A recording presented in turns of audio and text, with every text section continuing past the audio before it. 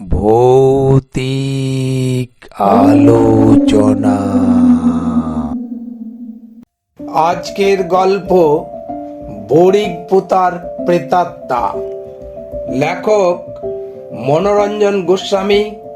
গল্প পাঠে আমি শান্তনু। এডিটিং এবং সাউন্ডে অরিত্র ও শতদল। শ্মশানের পাশেই বড়িগপোতা। ওইখানে সমাধিস্থ করা হয় বৈরাগীদের মৃতদেহ। পাশ দিয়ে লাল মাটির রাস্তা সোজা নেমে গেছে অজয়ের বুকে। রাস্তার দুপাশে সোনাঝুরির জঙ্গল, খুব ঘন নয়। নদী থেকে প্রায় 1 কিমি সোজা উত্তরে গেলে পিচ রাস্তা।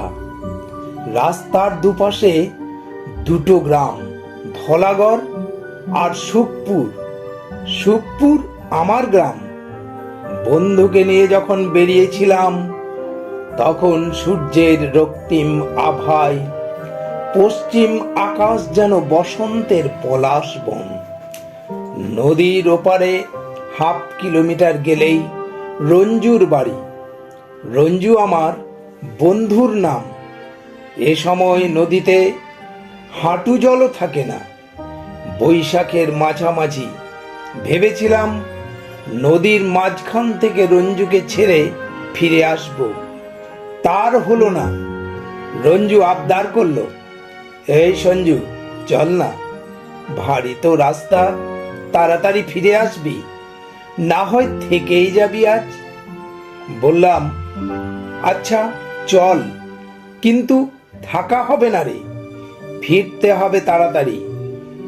তাড়াতাড়ি ফিরতে পারলাম না। মাসিমা জোর করে খাইয়ে তবে ছাড়লেন। খাওয়া দাওয়ার পর বেরোতে বেরোতে রাত 9টা। মৃদু জ্যোৎস্নায় ভাসছে চরাচর। নদীর পাড় থেকে রঞ্জুকে ফিরিয়ে দিলাম। বললাম, যা, আর তোকে আসতে হবে না। রঞ্জু দাঁড়িয়ে রইল। নদীর বালির উপর দ্রুত পা ফেলে এগিয়ে চললাম। জ্যোৎস্নায় অজয়ের সাদা বালি রং হারিয়ে ম্রিয়মান যেন। কিছু দূরে জলের উপরে হঠাৎ আলোর ঝিকমিক, হালকা ঢেউয়ে নেচে উঠছে।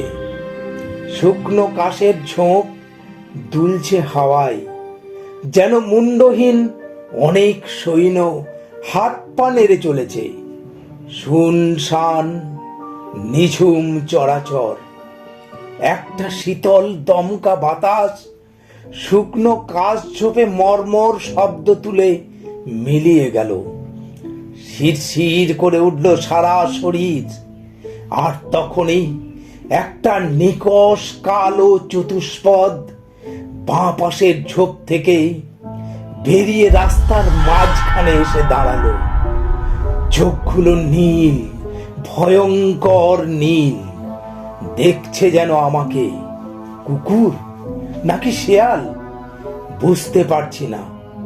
টর্চ নিয়ে আসিনি। পিছনে ঘুরে তাকালাম। রঞ্জু কি এখনো দাঁড়িয়ে আছে? বুঝতে পারলাম না। পা থেকে মাথা পর্যন্ত একটা ভয় হিম স্রোত হয়ে বয়ে গেল হঠাৎ।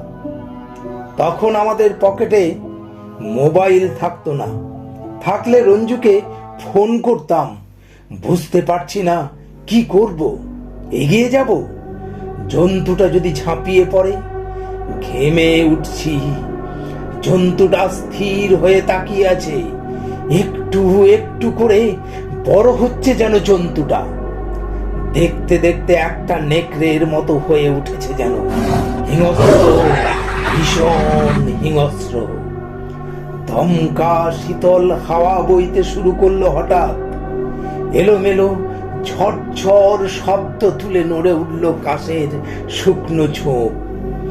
মুন্ডহীন নরকঙ্কাল গুলো যেন নাচতে শুরু করলো। ঝরঝর শব্দে যেন হা হা হা হা হা অট্টহাসিতে ফেটে পড়েছে তারা। হিংস্র নেকড়েটা এক পা করে এগিয়ে আসছে যেন। ছুটে পালাবো, কিন্তু পা যে পাথর হয়ে গেছে, ভারী, নড়াতে পারছি না, যেন বরফের পাহাড়ে গাঁথা হয়ে আছে। হিংস্র লোমশ কালো জন্তুটা 10 হাত দূরে দাঁড়িয়ে তখন। এবার হয়তো ঝাঁপিয়ে পড়বে। মৃত্যুর শীতল অমোঘ হাতছানি বিবশ করে তুলেছে। আমি পাথর হয়ে সেই ভয়ঙ্কর ক্ষণটুকুর অপেক্ষা করছি, আর কিছুই করার নেই আমার। ভুলু! চমকে উঠি। কে যেন ওই জন্তুটার পিছনে অনেক দূর থেকে ডাক দিল। সেই হিংস্র নেকড়ের মতো জন্তুটাও থমকে গেছে। ওই ডাক যেন খুব চেনা তার। দ্রুত পায়ে ছুটে আসছে কেউ। মৃদু চন্দালোকে এবার দেখলাম তাকে। জন্তুটার পাশে এসে দাঁড়িয়েছে, হাঁপাচ্ছে। জন্তুটা শুয়ে পড়ল ওর পায়ে। যা যা, শুয়ে পড়গে, আমি জল নিয়ে যাচ্ছি রে বাপ। জন্তুটা ধীর পায়ে পায়ে উঠে দাঁড়ালো। লোকটার গায়ে মুখ ঘষল, তারপর ফিরে গেল কোথায় কে জানে। অন্ধকারে ওই হিংস্র জন্তুটা মিলিয়ে গেল ধীরে ধীরে। লোকটা যেন এতক্ষণে দেখতে পেল আমাকে। কে বটে গো? আমি সঞ্জু। ঘর কোথা? সুখপুর। কার পুত বাপ? রাম মুখুজ্জের। ইরি বাবা, রামের পুত এত বড়টি হচ্ছে বলি?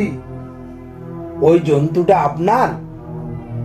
ও বাপ, এটা আমার কুকুর বটে গো। বড় পীড়িতের সর্বক্ষণের সঙ্গী। এই রাতের বেলা ঘুম ভাঙলেই উটোর এক মালসা জল চাই, বুঝলে বাপ? এটা ওর অভ্যেস বটে গো। আপনি থাকেন কোথায়? এইখানেই থাকি বাপ। সুখপুরের নীলমণি দাস গো আমি। দাঁড়াও বাপ, জলটা ভরিয়ে নি। নীলমণি দাস। শুক্লা দশমীর মৃদু চন্দালোকে নদীতে জল ভরে মালসায়। লম্বা শীর্ণ শরীর ঝুঁকে পড়ে নদীর স্রোতে। খাটো ধুতি, কেশহীন মাথা, অস্পষ্ট মুখের আদল কি এক রহস্যে আবিষ্ট করে আমাকে। মনে করতে পারছি না নীলমণি দাসকে। দাসপাড়ার সব মুখ হয়তো চেনা নয় আমার। হঠাৎ দরিদ্রতার দিক থেকে একটা কুকুর ডেকে ওঠে। তীব্র কান্নার মতো সেই ডাক ভয়ের শীতল স্রোতে ভাসিয়ে নিয়ে যায় আমাকে। নীলমণি দাস ততক্ষণে উঠে এসেছে আমার কাছে। জল বাপ। নিশি ডাকে সাড়া দেওয়া মানুষের মতো হাঁটতে থাকে নীলমণি দাসের পিছনে। নিশ্চুপ, কথা নেই কারো মুখে। মাথার উপরে চাঁদ, অসংখ্য নক্ষত্র আর এলোমেলো শুকনো হাওয়া এই নীরব হেঁটে চলার সাক্ষী হয়ে থাকে। আর এই অন্ধকার রাত। এক সময় বরিক পোতার সমাধিগুলোর মাঝখানে থামে নীলমণি। চমকে উঠি, এখানে কেন নিয়ে এলো আমাকে এই রহস্যময় লোকটি? নীলমণি ততক্ষণে মাটির উপর মালসা থেকে জল ঢালছে। লে বাপ, শীতল হ বাপ, শীতল হ। তারপর হু হু করে কাঁদে। ভেজা ঘাসের উপর হাত বুলাই। এখানে কি করছেন? চলুন যাই। এইখানেই তো আমার ভুলু শুয়ে আছে বাপ।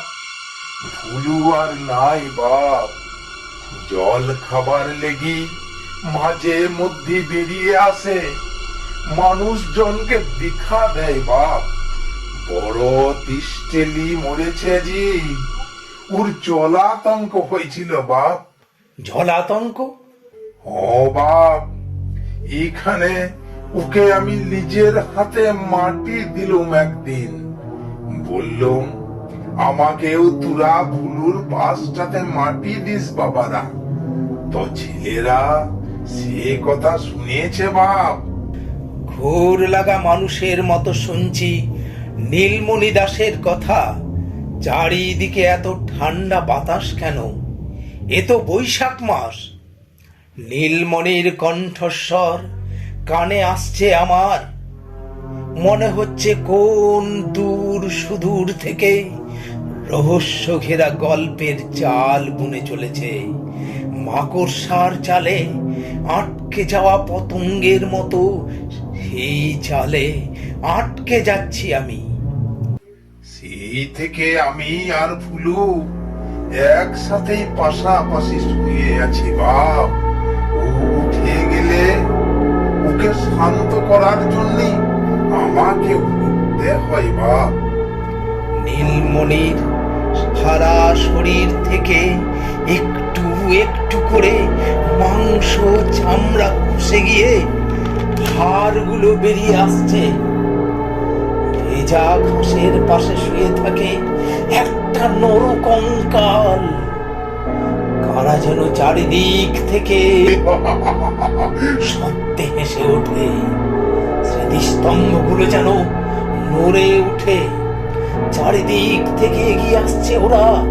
সারা শরীর হঠাৎ একটা তীব্র আঘাতে জেগে ওঠে। উত্তেজনায় সচল হয় পাগুলো। আমি ছুটতে শুরু করি। তাদের শীতল নিঃশ্বাস ছুটে আসে পিছনে পিছনে। ভয় আর আতঙ্কে তাদের পদশব্দ শুনতে শুনতে এক সময় পথে জ্ঞান হারিয়েছিলাম আমি। গায়ের ছেলেরা আমাকে ওই অবস্থায় তুলে নিয়ে আসে। জ্ঞান ফেরার পর সবাই জানতে চায় কি হয়েছিল।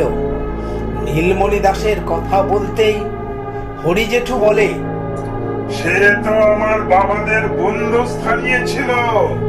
তোদের জন্মের আগেই স্বর্গে চলে গেছে রে। স্বর্গে সে যায়নি নীলমণি দাস, সে তো আমি হারে হারে বুঝেছি। ভৌতিক আলোচনা চ্যানেলটিতে আপনাদের জানাই স্বাগত। আমাদের এই চ্যানেলটি যারা লাইক করছেন, শেয়ার করছেন আর সাবস্ক্রাইব করছেন তাদের জানাই অনেক ধন্যবাদ। দয়া করে এরকম আরও অনেক গল্প শোনার জন্য আমাদের চ্যানেলটিকে সাবস্ক্রাইব করুন, লাইক করুন, কমেন্ট ও শেয়ার করে আমাদের এগিয়ে যেতে সাহায্য করুন। ধন্যবাদ।